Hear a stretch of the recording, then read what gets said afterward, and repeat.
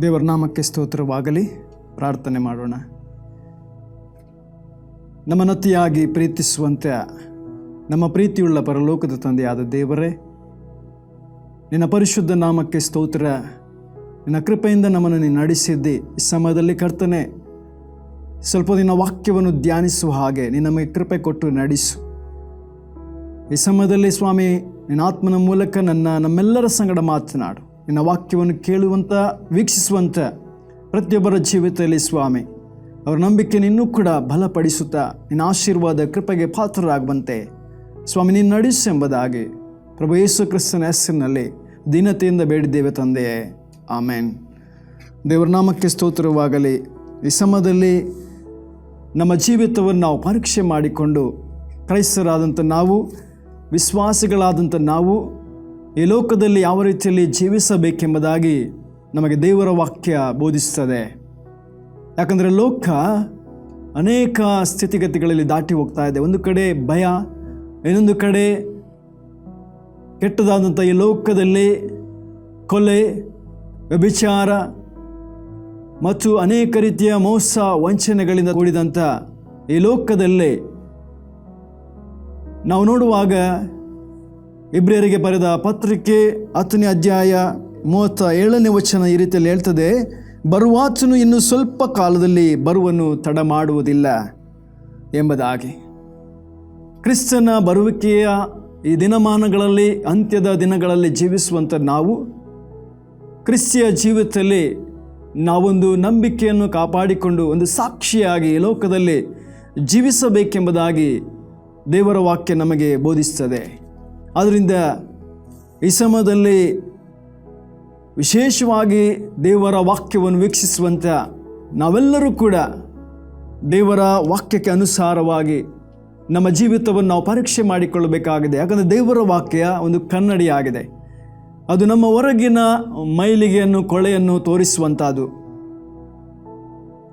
ಆದ್ದರಿಂದ ಕನ್ನಡಿ ಈ ಲೋಕದ ಎಲ್ಲ ಕೊಳೆ ಮೈಲಿಗೆಯನ್ನು ತೋರಿಸುವಂಥದ್ದು. ಆದರೆ ದೇವರ ವಾಕ್ಯ ಕನ್ನಡಿ ಆಗಿರುವಾಗ ಅದು ನಮ್ಮ ಒಳಗಿನ ಅನೇಕ ಕೆಟ್ಟ ಸಂಗತಿಗಳನ್ನು, ನಮ್ಮ ಜೀವಿತದಲ್ಲಿರುವಂಥ ಅನೇಕ ಮೈಲಿಗೆಯನ್ನು, ಕೊಳೆಯನ್ನು ದೇವರ ವಾಕ್ಯ ನಮಗೆ ತೋರ್ಪಡಿಸ್ತದೆ ಪ್ರಿಯರೇ. ಆದ್ದರಿಂದ ನಮ್ಮ ಜೀವಿತದಲ್ಲಿ ನಾವು ಸಾಕ್ಷಿಯಾಗಿ ಈ ಲೋಕದಲ್ಲಿ ಕ್ರಿಸ್ತಿಯ ಜೀವಿತವನ್ನು ನಡೆಸಬೇಕಾಗಿದೆ. ದೇವರು ಆದುಕೊಂಡಂಥ ಇಸ್ರಾಯೇಲ್ ಜನರು, ದೇವರು ಅವರನ್ನು ಒಂದು ಸಾಕ್ಷಿಯಾಗಿ ಈ ಲೋಕದಲ್ಲಿ ಇಡಬೇಕೆಂಬಂಥ ಒಂದು ಆಲೋಚನೆ, ಬಯಕೆ ದೇವರದಾಗಿತ್ತು. ಅವರು ತನಗೆ ಸಾಕ್ಷಿಗಳಾಗಿ ಇರಬೇಕೆಂಬುದಾಗಿ ಇಸ್ರಾಯೇಲರನ್ನು ದೇವರು ಈ ಲೋಕದಲ್ಲಿ ತನ್ನ ಜನಾಂಗವನ್ನಾಗಿ ಆದುಕೊಂಡು ತನ್ನ ಸ್ವಕೀಯ ಪ್ರಜೆಯನ್ನಾಗಿ ಈ ಲೋಕದಲ್ಲಿ ಅವರ ಮಧ್ಯದಲ್ಲಿ ತನ್ನ ಭುಜ ಪರಾಕ್ರಮವನ್ನು ನಡೆಸಿ ಮಹತ್ಕಾರ್ಯಗಳನ್ನು ಮಾಡಿ ಲೋಕದಲ್ಲಿ ಅವರು ನನಗೆ ಸಾಕ್ಷಿಗಳಾಗಿರಬೇಕೆಂಬುದಾಗಿ ಬಯಸಿದ ಪ್ರಿಯರೇ. ನಾವು ಯೆಶಾಯನ ಪ್ರವಾದನ ಗ್ರಂಥ 43ನೇ ಅಧ್ಯಾಯ 8ನೇ ವಚನದಿಂದ ನಾವು ಓದುವುದಾದರೆ, ಯೆಶಾಯನ ಪ್ರವಾದನ ಗ್ರಂಥ 43 8ನೇ ವಚನದಿಂದ ಅಲ್ಲಿ ಹೆಡ್ಡಿಂಗ್ ಹೇಳ್ತದೆ, ಇಸ್ರಾಯೇಲು ಯೆಹೋವನ ಸಾಕ್ಷಿ ಎಂಬುದಾಗಿ. ಕಣ್ಣಿದ್ದರೂ ಕುರುಡಾದ, ಕಿವಿಯಿದ್ದರೂ ಕಿವುಡಾದ ಜನವನ್ನು ಕರೆ, ಎಲ್ಲ ಜನಾಂಗಗಳು ಒಟ್ಟಿಗೆ ಬರಲಿ, ಸಕಲ ದೇಶೀಯರು ನೆರೆಯಲಿ. ಇವರ ದೇವರುಗಳಲ್ಲಿ ಯಾರು ಈ ಸಂಗತಿಗಳನ್ನು ಮುಂತಿಳಿಸಬಲ್ಲರು? ನಡೆದ ಸಂಗತಿಗಳನ್ನು ಯಾರು ವಿವರಿಸಾರು? ತಾವು ಸತ್ಯವಂತರೆಂದು ಸ್ಥಾಪಿಸಿಕೊಳ್ಳುವುದಕ್ಕೆ ಸಾಕ್ಷಿಗಳನ್ನು ಕರತರಲಿ. ಆ ಸಾಕ್ಷಿಗಳು ಇವರ ಮಾತನ್ನು ಕೇಳಿ ನಿಜವೆಂದು ಹೇಳಲಿ. ಯೆಹೋವನ ಮಾತೇನೆಂದರೆ, ನೀವು ನನ್ನ ಸಾಕ್ಷಿ, ನಾನು ಆರಿಸಿಕೊಂಡಿರುವ ಸೇವಕನು. ನೀವು ನನ್ನನ್ನು ತಿಳಿದು ನಂಬಿ ನನ್ನನ್ನೇ ಪರಮಾತ್ಮನ ಎಂದು ಗ್ರಹಿಸುವ ಹಾಗೆ ಇದನ್ನು ನಡೆಸಿದೆನು. ನನಗಿಂತ ಮುಂಚೆ ಯಾವ ದೇವರು ಇರಲಿಲ್ಲ, ನನ್ನ ಅನಂತರದಲ್ಲಿಯೂ ಇರುವುದಿಲ್ಲ. ನಾನೇ ಯೆಹೋವನು, ನಾನು ಹೊರತು ಯಾವ ರಕ್ಷಕನೂ ಇಲ್ಲ. ನಾನೇ ರಕ್ಷಣೆಯನ್ನು ಮುಂತಿಳಿಸಿ ನೆರವೇರಿಸಿ ಪ್ರಕಟಿಸಿದ್ದೇನೆ. ನಿಮ್ಮಲ್ಲಿ ಅನ್ಯ ದೇವರು ಯಾರೂ ಇರಲಿಲ್ಲವಲ್ಲ, ನೀವೇ ನನ್ನ ಸಾಕ್ಷಿಗಳು. ನಾನೊಬ್ಬನೇ ದೇವರು, ಹೌದು, ಇಂದಿನಿಂದ ನಾನೇ ಪರಮಾತ್ಮನ ಎಂಬುದಾಗಿ. ನೋಡಿ, ನನ್ನ ವಿಷಯವಾಗಿ ನೀವು ಸಾಕ್ಷಿ ಹೇಳಬೇಕಾದವರು. ನಾನೇ ನಿಜವಾದಂಥ ಸತ್ಯ ದೇವರು, ನಾನೇ ದೇವರು, ನಾನೇ ಪರಮಾತ್ಮನು. ಇದು ನಿಜವೆಂದು ಸತ್ಯವೆಂದು ನೀವು ನನಗೆ ಸಾಕ್ಷಿ ಹೇಳಬೇಕು ಈ ಲೋಕದಲ್ಲಿ ಎಂಬುದಾಗಿ ದೇವರು ಇಲ್ಲಿ ತಾನು ಆರಿಸಿಕೊಂಡಂಥ ಜನಾಂಗದಲ್ಲಿ ದೇವರು ಮಾತನಾಡ್ತಾನೆ. ನೀವೇ ನನ್ನ ಸಾಕ್ಷಿಗಳು ಎಂಬುದಾಗಿ. ಆದರೆ ಸಾಕ್ಷಿಗಳಾಗಬೇಕಾದಂಥ ಇಸ್ರಾಯೇಲರು ದೇವರಿಗೆ ವಾಕ್ಯಕ್ಕೆ ವಿರುದ್ಧವಾಗಿ, ದೇವರು ಕೊಟ್ಟಂಥ ಆಜ್ಞೆಗೆ ವಿರುದ್ಧವಾಗಿ ನಡೆದು ಈ ಲೋಕದಲ್ಲಿ ತಾವು ತಮ್ಮ ಮನಸ್ಸಿಗೆ ಬಂದ ಹಾಗೆ ಜೀವಿಸಿ, ದೇವರನ್ನು ದೂಷಿಸಿ, ದೇವರಿಗೆ ವಿರುದ್ಧವಾಗಿ ನಡೆದು ಅನ್ಯ ದೇವರುಗಳನ್ನು ಪೂಜಿಸಿ, ಈ ಮೂಲಕ ದೇವರಿಗೆ ಕೋಪವನ್ನೆಬ್ಬಿಸಿ ದೇವರಿಂದ ಅವರು ದೂರವಾದರು ಪ್ರಿಯರೇ. ಮಾತ್ರವಲ್ಲ, ಈ ಲೋಕಕ್ಕೆ ಕಳುಹಿಸಿಕೊಟ್ಟಂಥ ಯೇಸು ಕ್ರಿಸ್ತನನ್ನೇ ಶಿಲುಬೆಗೆ ಹಾಕುವುದರ ಮೂಲಕ ಈ ಲೋಕದಲ್ಲಿ ಯಾವ ಸಾಕ್ಷಿ ಕೂಡ ಅವರಲ್ಲಿ ಕಾಣಲಿಲ್ಲ ಪ್ರಿಯರೇ. ಯಾವ ಸಾಕ್ಷಿಯನ್ನು ಕೂಡ ಅವರು ಈ ಲೋಕದಲ್ಲಿ ಕೊಡಲಿಲ್ಲ. ಅವರೇ ಸಾಕ್ಷಿಗಳಾಗಿ ಈ ಲೋಕಕ್ಕೆ ಇರಬೇಕಾಗಿತ್ತು. ಆದರೆ ಅವರು ಸಾಕ್ಷಿಗಳಾಗಿ ಆಗದೆ ದೇವರ ವಾಕ್ಯವನ್ನೇ ಮೀರಿ ನಡೆದು ತಮ್ಮ ಮನಸ್ಸಿಗೆ ಬಂದ ಹಾಗೆ ಜೀವಿಸಿದರು. ಅದಕ್ಕೋಸ್ಕರ ದೇವರು ಕಾಲವು ಪರಿಪೂರ್ಣವಾದಾಗ ಈ ಲೋಕಕ್ಕೆ ತನ್ನ ಮಗನನ್ನೇ ಕಳುಹಿಸಿಕೊಡಬೇಕಾಯಿತು. ಆತನ ಮೂಲಕ ಈ ಲೋಕಕ್ಕೆ ಒಂದು ಸಾಕ್ಷಿಯಾಗಿ ಸಾರಲ್ಪಡಬೇಕು. ಆತನ ಜೀವಿತ ಒಂದು ಸಾಕ್ಷಿಯಾಗಿ ಇರಬೇಕಾಗಿತ್ತು ಪ್ರಿಯರೇ. ಆದ್ದರಿಂದ ಇಸ್ರಾಯೇಲರಾದರೂ ಅದನ್ನು ಅನುಸರಿಸದೆ ದೇವರ ಕೋಪಕ್ಕೆ ಗುರಿಯಾದರು. ಆದರೆ ಅದಕ್ಕೋಸ್ಕರ ತನ್ನ ಪ್ರಿಯ ಕುಮಾರನನ್ನು ಈ ಲೋಕಕ್ಕೆ ಕಳುಹಿಸಿಕೊಡೋದ್ರ ಮೂಲಕ ಅದರ ವಿಷಯವಾಗಿ ಯೋಹಾನನು ಸಾಕ್ಷಿ ನುಡಿತಾನೆ. ನಾವು ಯೋಹಾನನು ಬರೆದ ಸುವಾರ್ತೆ 1ನೇ ಅಧ್ಯಾಯಕ್ಕೆ ಹೋಗುವುದಾದರೆ ಅಲ್ಲಿ ಯೇಸುಸ್ವಾಮಿಯ ವಿಷಯವಾಗಿ ಸ್ನಾನಿಕನಾದ ಯೋಹಾನನು ಸಾಕ್ಷಿ ಕೊಡುವುದನ್ನು ನೋಡುತ್ತೇವೆ. ಯೋಹಾನ್ ಬರೆದ ಸುವಾರ್ತೆ 1ನೇ ಅಧ್ಯಾಯ ನಾವು 19ನೇ ವಚನದಲ್ಲಿ ಹೆಡ್ಡಿಂಗ್ ನೋಡುವುದಾದರೆ, ಸ್ನಾನಿಕನಾದ ಯೋಹಾನನು ಯೇಸುವಿನ ವಿಷಯವಾಗಿ ಸಾಕ್ಷಿ ಹೇಳಿದ್ದು ಎಂಬುದಾಗಿ. ಯೇಸುವಿನ ವಿಷಯವಾಗಿ ಆತನು ಸಾಕ್ಷಿ ನುಡಿಯುತ್ತಾನೆ ಪ್ರಿಯರೇ. ಬರಬೇಕಾದಂಥ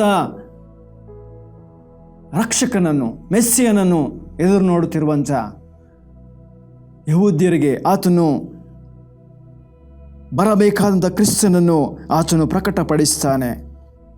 ಯಾವ ರೀತಿಯಲ್ಲಿ ಎಂಬುದಾಗಿ ನೋಡುವಾಗ, ಹಾಗೂ ಯಜ್ಞಕ್ಕೆ ದೇವರು ನೇಮಿಸಿದ ಕುರಿ, ಲೋಕದ ಪಾಪವನ್ನು ನಿವಾರಣೆ ಮಾಡುವವನು, ನನ್ನ ಹಿಂದೆ ಬರುವವನು ನನಗಿಂತ ಮೊದಲೇ ಇದ್ದದರಿಂದ ನನಗೆ ಮುಂದಿನವನಾದನು ಎಂದು ನಾನು ಹೇಳಿದ ಮಾತು ಈತನ ವಿಷಯವಾಗಿ.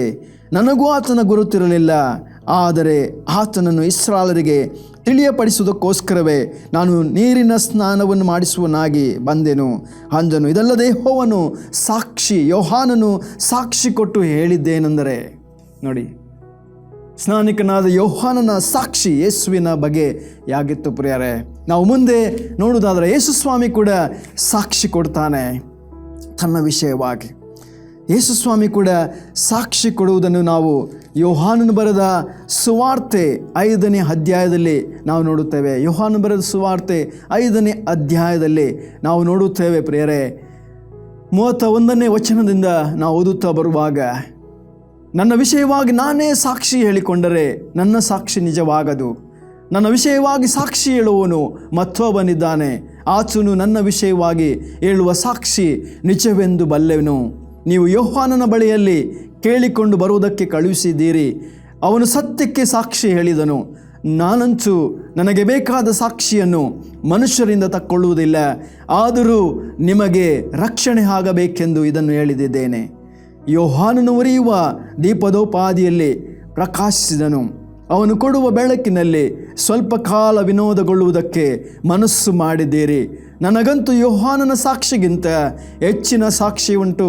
ಹೇಗೆಂದರೆ, ಪೂರೈಸುವುದಕ್ಕೆ ತಂದೆ ನನಗೆ ಕೊಟ್ಟಿರುವ ಕೆಲಸಗಳು, ಅಂದರೆ ನಾನು ಮಾಡುವ ಕೆಲಸಗಳೇ ತಂದೆ ನನ್ನನ್ನು ಕಳುಹಿಸಿಕೊಟ್ಟನೆಂಬುದಾಗಿ ನನ್ನ ವಿಷಯದಲ್ಲಿ ಸಾಕ್ಷಿ ಕೊಡುತ್ತದೆ ಎಂಬುದಾಗಿ.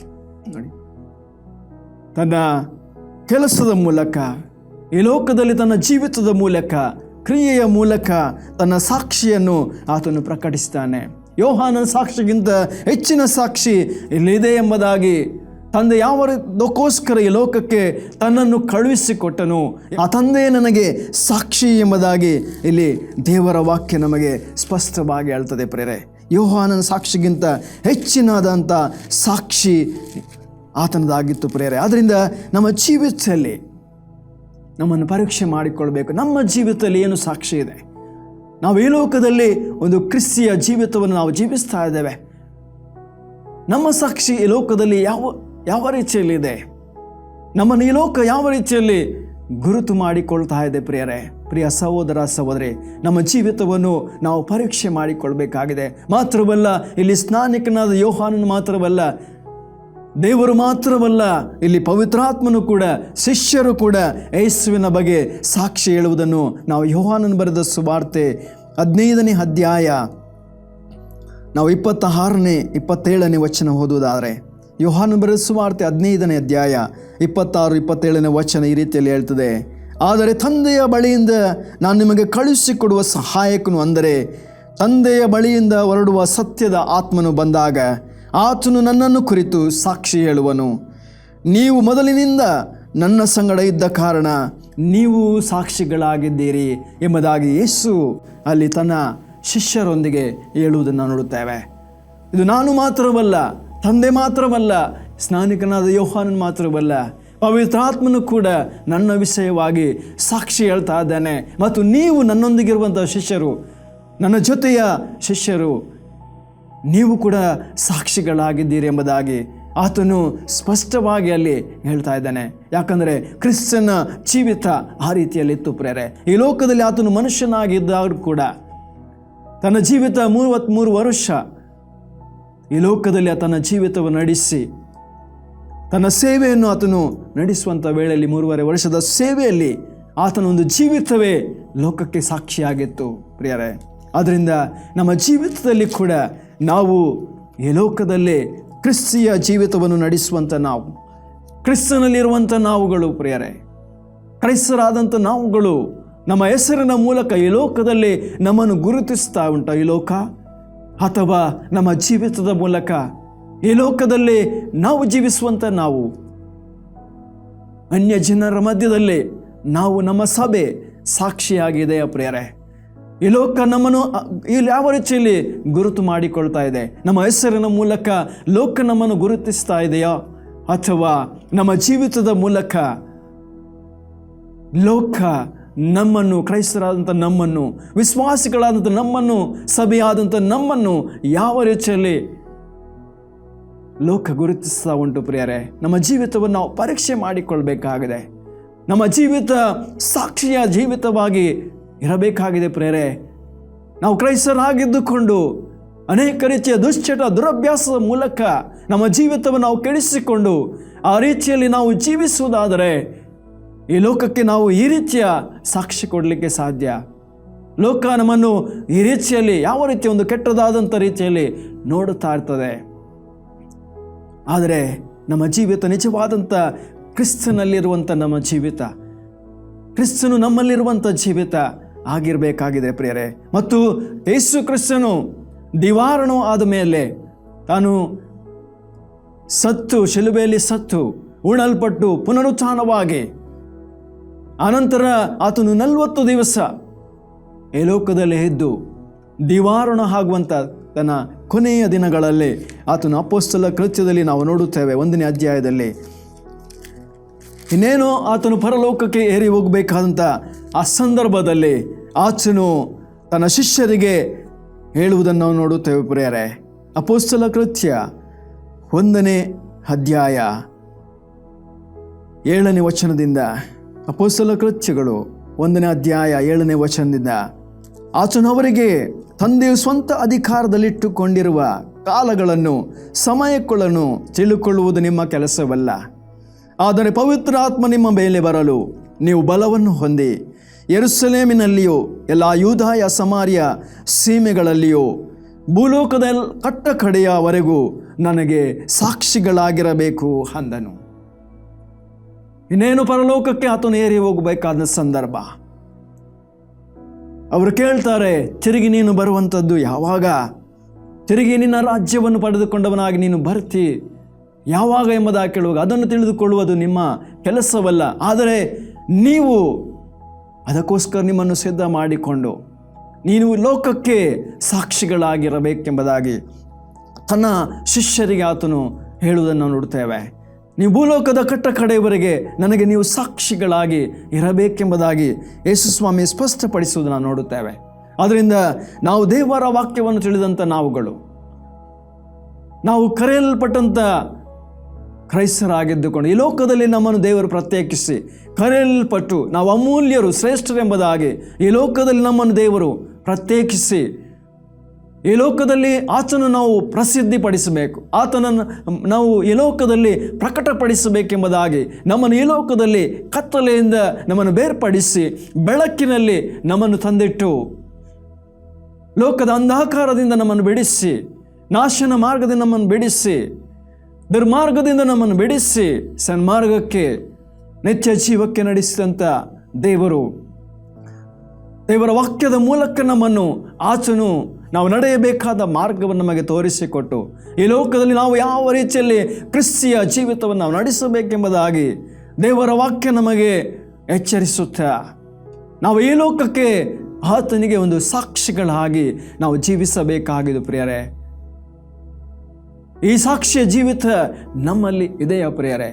ನಿಜವಾಗಿ ಲೋಕಕ್ಕೆ ನಾವು ಸಾಕ್ಷಿಗಳಾಗಿದ್ದೇವಾ?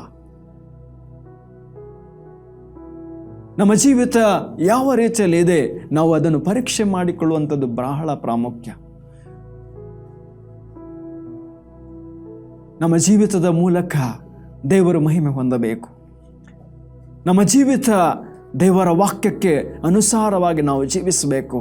ಯಾಕಂದರೆ ದೇವರ ವಾಕ್ಯ ಒಂದು ಕನ್ನಡಿ ಆಗಿದೆ ಪ್ರಿಯರೇ.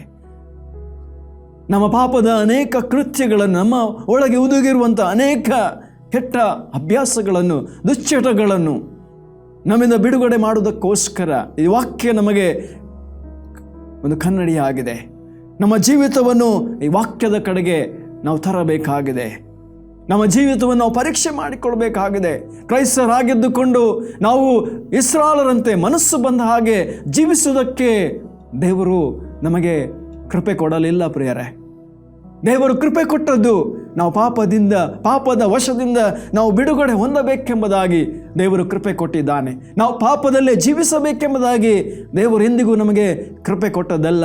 ಈ ಕೃಪೆಗೆ ಒಂದು ಅಂತ್ಯ ಇದೆ. ನಮ್ಮ ಜೀವಿತವನ್ನು ನಾವು ಪರೀಕ್ಷೆ ಮಾಡಿಕೊಳ್ಬೇಕಾಗಿದೆ. ನಾವು ಪಾಪದ ಮೇಲೆ ಪಾಪವನ್ನು ಮಾಡಿ ನಮ್ಮ ಕೆಟ್ಟ ನಡತೆಗಳಿಂದ, ಕೆಟ್ಟ ದುಶ್ಚಟಗಳಿಂದ ನಮ್ಮ ಜೀವಿತವನ್ನು ನಾವು ಹಾಳು ಮಾಡಿಕೊಂಡಿದ್ದೇವೆ. ಯಾಕಂದರೆ ದೇವರ ವಾಕ್ಯ ನಮಗೆ ಸ್ಪಷ್ಟವಾಗಿ ಹೇಳ್ತದೆ. ದೇವರ ವಾಕ್ಯ ನಮಗೆ ಸ್ಪಷ್ಟವಾಗಿ ಎಚ್ಚರಿಕೆ ಕೊಡ್ತದೆ ಪ್ರಿಯರೇ. ನಾವು ನಮ್ಮ ಜೀವಿತವನ್ನು ನಾವು ಪರೀಕ್ಷೆ ಮಾಡಿಕೊಳ್ಬೇಕು. ನಾವು ಪಾಪದ ಪಾಲಿಗೆ ನಮ್ಮ ಜೀವಿತವನ್ನು ಒಪ್ಪಿಸಿಕೊಡಬೇಕಾಗಿದೆ. ಪೌಲನು ರೋಮಾಪುರಕ್ಕೆ ಬರೆಯುವಾಗ 6ನೇ ಅಧ್ಯಾಯ 17ನೇ ವಚನ 18ನೇ ವಚನ ಈ ರೀತಿಯಲ್ಲಿ ಹೇಳ್ತದೆ. ರೋಮಾಪುರ 6:17-18ನೇ ವಚನ.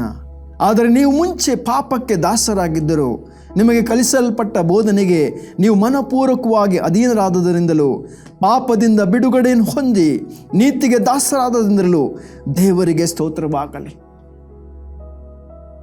ನೀವೆಂದೇ ಪಾಪದಲ್ಲಿ ಜೀವಿಸ್ತಾ ಇದ್ದೀರಿ. ಆದರೆ ಆ ಅಧರ್ಮ ಪಾಪವನ್ನು ಬಿಟ್ಟು ನೀತಿಯನ್ನು ಅನುಸರಿಸುವುದಕ್ಕೆ, ನಾನು ಪಾಪದಿಂದ ಬಿಡುಗಡೆಯನ್ನು ಹೊಂದಿ ನೀತಿಗೆ ಅನುಸಾರವಾಗಿ ನಾನು ಜೀವಿಸಬೇಕೆಂಬುದಾಗಿ ನಾವು ತೀರ್ಮಾನ ಮಾಡುವುದಾದರೆ ಅದು ದೇವರಿಗೆ ಸ್ತೋತ್ರವಾಗಲಿ ಎಂಬುದಾಗಿ. ಆದರೆ ಇನ್ನೂ ಕೂಡ ನಾವು ಪಾಪದಲ್ಲೇ ನಮ್ಮ ಜೀವಿತವನ್ನು ನಾವು ಜೀವಿಸಿ ನಮ್ಮ ಜೀವಿತವನ್ನು ನಾವು ಮರಣದೆಡೆಗೆ ನಡೆಸುವವರಾಗಿದ್ದೇವೆ. ಪಾಪವು ಕೊಡುವ ಸಂಬಳ ಮರಣ ಎಂಬುದಾಗಿ ದೇವರ ವಾಕ್ಯ ನಮಗೆ ಹೇಳ್ತದೆ. ಕ್ರೈಸ್ತರಾದಂಥ ನಮ್ಮ ಜೀವಿತ ಲೋಕ ನಮ್ಮನ್ನು ಇವನೊಬ್ಬ ಕುಡಿಕ ಎಂಬುದಾಗಿ ಹೇಳ್ತಾ ಉಂಟು, ಅಥವಾ ಇವನೊಬ್ಬ ನಿಜವಾದಂಥ ಕ್ರೈಸ್ತನೆಂಬುದಾಗಿ ಹೇಳುತ್ತಾ ಉಂಟು. ನಮ್ಮ ಜೀವಿತವನ್ನು ನಾವು ಆತನ ಮುಂದೆ ಪರೀಕ್ಷೆ ಮಾಡಿಕೊಳ್ಬೇಕಾಗಿದೆ. ಈ ಲೋಕದಲ್ಲಿ ನಾವು ಕ್ರೈಸ್ತರಾಗಿದ್ದುಕೊಂಡು ಕುಡಿಕನೆಂಬುದಾಗಿ ನಮ್ಮನ್ನು ಲೋಕ ಹೇಳ್ತಾ ಉಂಟು, ಅಥವಾ ನಿಜವಾದ ಕ್ರೈಸ್ತ ಇವನೆಂಬುದಾಗಿ ಇವನೊಬ್ಬ ವಿಶ್ವಾಸಿ ಎಂಬುದಾಗಿ ಲೋಕ ನಮ್ಮನ್ನು, ಇವನು ಕ್ರಿಸ್ತನವನು ಎಂಬುದಾಗಿ ಲೋಕ ನಮ್ಮನ್ನು ಈ ರೀತಿಯಲ್ಲಿ ಗುರುತು ಹಿಡಿದುಕೊಳ್ತಾ ಉಂಟು ಪ್ರಿಯರೇ. ಲೋಕದ ಅನ್ಯ ಜನರ ಮುಂದೆ ನಾವು ಯಾವ ರೀತಿಯಲ್ಲಿ ಇದ್ದೇವೆ ಪ್ರಿಯರೇ, ಅದಕ್ಕೆ ದೇವರ ವಾಕ್ಯ ನಮಗೆ ಎಚ್ಚರಿಕೆ ಕೊಡ್ತದೆ. ದೇವರ ವಾಕ್ಯ ನಮ್ಮನ್ನು ಎಚ್ಚರಿಸ್ತದೆ ಪ್ರಿಯರೇ. ಎಫೆಸದವರಿಗೆ ಬರೆದ ಪತ್ರಿಕೆ 4ನೇ ಅಧ್ಯಾಯ 17ನೇ ವಚನ ಈ ರೀತಿಯಲ್ಲಿ ಹೇಳ್ತದೆ. ಎಫೆಸದವರಿಗೆ ಬರೆದ ಪತ್ರಿಕೆ 4ನೇ ಅಧ್ಯಾಯ 17ನೇ ವಚನ ಹೇಳ್ತದೆ, ಆದುದರಿಂದ ಅನ್ಯ ಜನರು ನಡ್ಕೊಳ್ಳುವ ಪ್ರಕಾರ ನೀವು ಇನ್ನು ಮೇಲೆ ನಡೆದುಕೊಳ್ಳಬಾರದೆಂದು ಕರ್ತನಲ್ಲಿರುವವನಾಗಿ ನಿಮಗೆ ಖಂಡಿತವಾಗಿ ಹೇಳುತ್ತೇನೆ. ಆದುದರಿಂದ ಅನ್ಯ ಜನರು ನಡ್ಕೊಳ್ಳುವ ಪ್ರಕಾರ ನೀವು ಇನ್ನು ಮೇಲೆ ನಡೆದುಕೊಳ್ಳಬಾರದೆಂದು ಕರ್ತನಲ್ಲಿರುವವನಾಗಿ ನಿಮಗೆ ಖಂಡಿತವಾಗಿ ಹೇಳುತ್ತೇನೆ. ಅವರು ನಿಷ್ಪ್ರಯೋಜನವಾದ ಬುದ್ಧಿಯುಳ್ಳವರಾಗಿ ನಡೆದುಕೊಳ್ಳುತ್ತಾರೆ. ಅವರ ಮನಸ್ಸು ಮಬ್ಬಾಗಿ ಹೋಗಿದೆ. ಅವರು ತಮ್ಮ ಹೃದಯದ ಕಠಿಣದ ನಿಮಿತ್ತದಿಂದಲೂ ತಮ್ಮಲ್ಲಿರುವ ಅಜ್ಞಾನದ ನಿಮಿತ್ತದಿಂದಲೂ ದೇವರಿಂದಾಗುವ ಜೀವಕ್ಕೆ ಅನ್ಯರಾಗಿದ್ದಾರೆ ಎಂಬುದಾಗಿ. ಲೋಕದ ಜನರಿಗೂ ಅನ್ಯರಿಗೂ ನಮಗೂ ವ್ಯತ್ಯಾಸ ಉಂಟು ಪ್ರಿಯರೇ. ಲೋಕದಿಂದ ದೇವರು ನಮ್ಮನ್ನು ಪ್ರತ್ಯೇಕಿಸಿದ್ದಾನೆ, ನಮ್ಮನ್ನು ಆರಿಸಿಕೊಂಡಿದ್ದಾನೆ. ನಾವು ಆರಿಸಿಕೊಂಡಂಥ ಜನರು, ದೇವರಿಂದ ಪ್ರತ್ಯೇಕಿಸಲ್ಪಟ್ಟಂಥ ಜನರು. ಆದ್ದರಿಂದ ನಮ್ಮ ಜೀವಿತ ಅನ್ಯರ ರೀತಿಯಲ್ಲಿ ನಾವು ಜೀವಿಸಬಾರದು. ಅದಕ್ಕೆ ಅಲ್ಲೇ ಹೆಡ್ಡಿಂಗ್ ಬರೆಯಲ್ಪಟ್ಟಿದೆ 17ರಲ್ಲಿ, ದೇವರಿಂದ ಕರೆಸಿಕೊಂಡವರು ಅಜ್ಞಾನಿಗಳ ದುರ್ನಡತೆಯನ್ನು ಬಿಟ್ಟು ಯೋಗ್ಯರಾಗಿ ನಡೆದುಕೊಳ್ಳಬೇಕೆಂಬುದಾಗಿ. ನಾವು ದೇವರಿಂದ ಕರೆಸಿಕೊಂಡವರು ಪ್ರೇರೆ. ನಾವು ಕರೆದಾತನ ಚಿತ್ತದ ಪ್ರಕಾರ ನಾವು ಜೀವಿಸ್ತಾ ಇದ್ದೇವಾ? ಕರೆದಾತನಿಗೆ ನಾವು ವಿಧೇಯರಾಗಿ ಜೀವಿಸ್ತಾ ಇದ್ದೇವೋ, ಅಥವಾ ಅನ್ಯರಂತೆ ಅಜ್ಞಾನಿಗಳ ಹಾಗೆ ದೇವರ ವಾಕ್ಯಕ್ಕೆ ಅವಿಧೇಯರಾಗಿ ನಾವು ಜೀವಿಸ್ತಾ ಇದ್ದೇವೆ ಪ್ರೇರೆ? ನಮ್ಮ ಜೀವಿತವನ್ನು ಪರೀಕ್ಷೆ ಮಾಡಿಕೊಳ್ಬೇಕಾಗಿದೆ. ಅದು ನಾವು ಬಿಟ್ಟು ದೇವರಿಗೆ ಮೆಚ್ಚುಗೆ ತರುವಂಥ ಜೀವಿತ, ದೇವರಿಗೆ ಯೋಗ್ಯರಾಗಿ ನಾವು ಈ ಲೋಕದಲ್ಲಿ ಒಂದು ಕ್ರಿಸ್ತಿಯ ಜೀವಿತವನ್ನು ನಡೆಸಬೇಕಾಗಿದೆ. ಕ್ರೈಸ್ತರಾಗಿದ್ದುಕೊಂಡು ದೇವರ ವಾಕ್ಯಾನುಸಾರ ನಾವು ಜೀವಿಸಬೇಕಾಗಿದೆ. ನಮ್ಮ ಜೀವಿತವನ್ನು ಒಪ್ಪಿಸಿಕೊಡಬೇಕಾಗಿದೆ ಪ್ರಿಯರೇ. ಯಾಕಂದರೆ ನಾವು ದೇವರ ರಾಜ್ಯಕ್ಕೆ ಸೇರಬೇಕಾದವರು ಪ್ರಿಯರೇ. ದೇವರ ರಾಜ್ಯಕ್ಕೆ ನಾವು ಸೇರಬೇಕಾದರೂ ದೇವರು ನಮಗೆ ಅವಕಾಶ ಕೊಡ್ತಾನೆ ಪ್ರಿಯರೇ. ದೇವರು ನಮಗೆ ಅವಕಾಶ, ಕೃಪೆ ಕೊಟ್ಟಿದ್ದಾನೆ. ನಮ್ಮ ಜೀವಿತ ಯಾವ ರೀತಿಯಲ್ಲಿ ಇದೆ ಪ್ರಿಯರೇ? ಲೋಕಕ್ಕೆ ನಾವು ಸಾಕ್ಷಿಗಳಾಗಿದ್ದೇವಾ, ಅಥವಾ ನಮ್ಮ ಜೀವಿತ ಯಾವ ರೀತಿಯಲ್ಲಿ ಇದೆ ಎಂಬುದನ್ನು ನಾವು ಪರೀಕ್ಷೆ ಮಾಡಿಕೊಳ್ಳಬೇಕಾಗಿದೆ.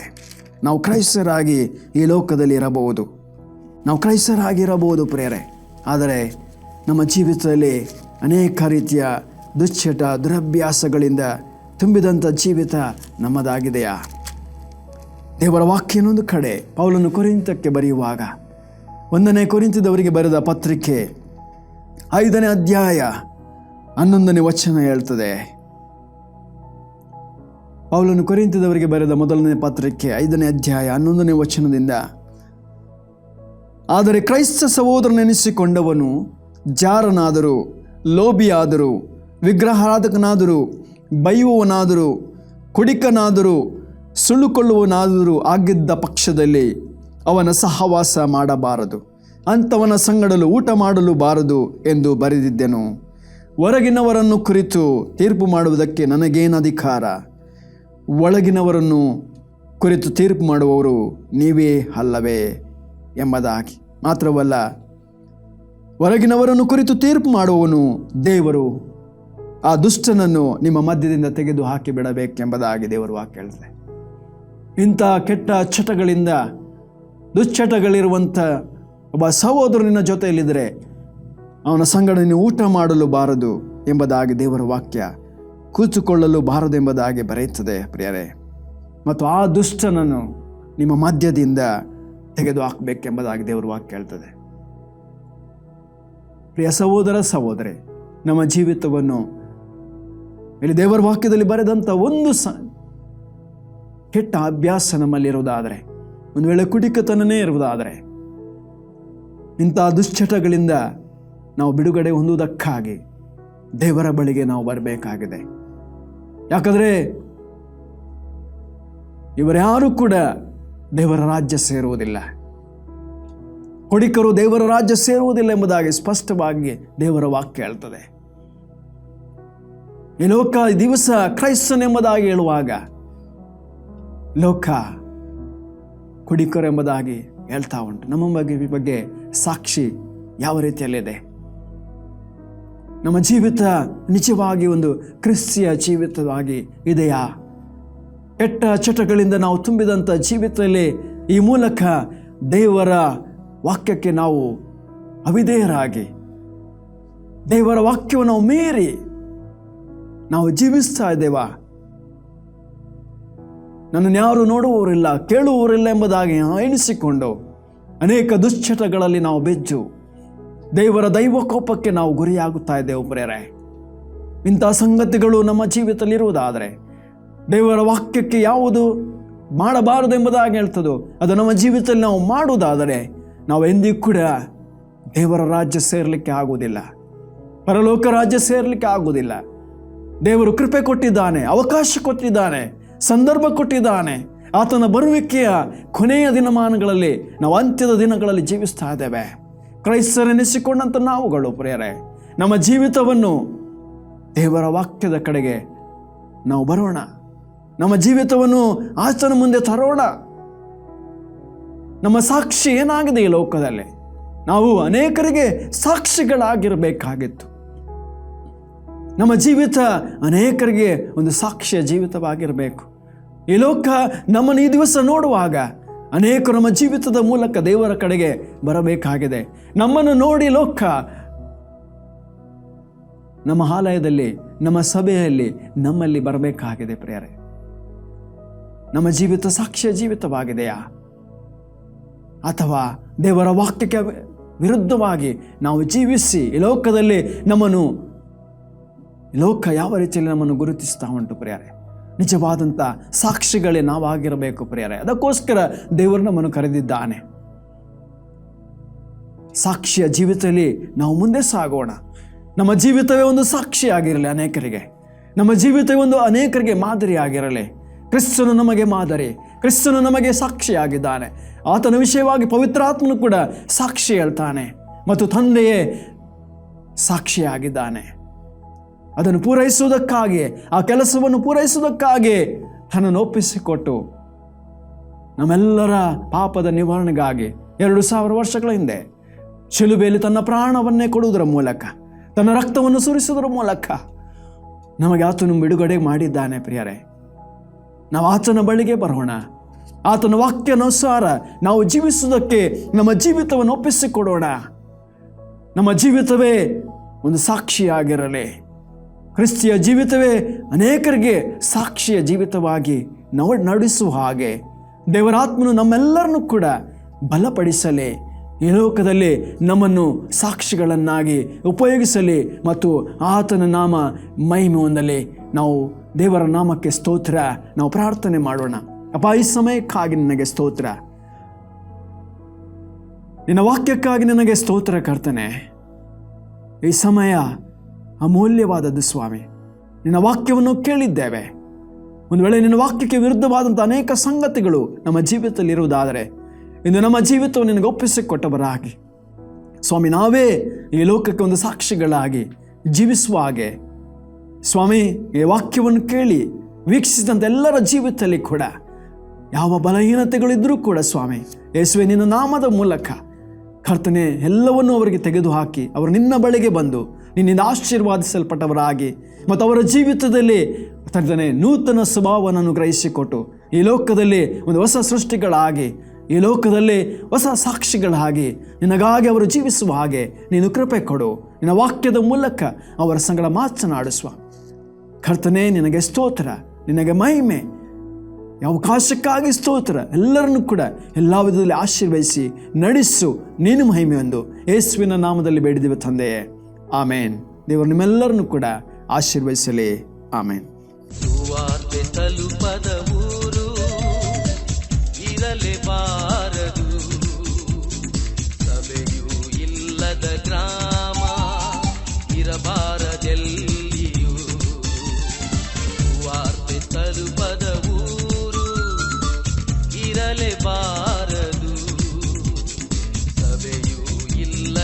ಗ್ರಾಮ ಇರಬಾರದೆಲ್ಲಿಯೂ. ಇದುವೇ ಇದುವೇ ಇದುವೇ ನಮ್ಮ ಬಯಕೆ, ಇದುವೇ ಇದುವೇ ಇದುವೇ ನಮ್ಮ ಗುರಿಯು. ಇದುವೇ ಇದುವೇ ಇದುವೇ ನಮ್ಮ ಬಯಕೆ, ಇದುವೇ ಇದುವೇ ಇದುವೇ ನಮ್ಮ ಗುರಿಯು. ಸುವಾರ್ತೆ ತಲುಪದ ಊರು ಇರಲೇಬಾರದು.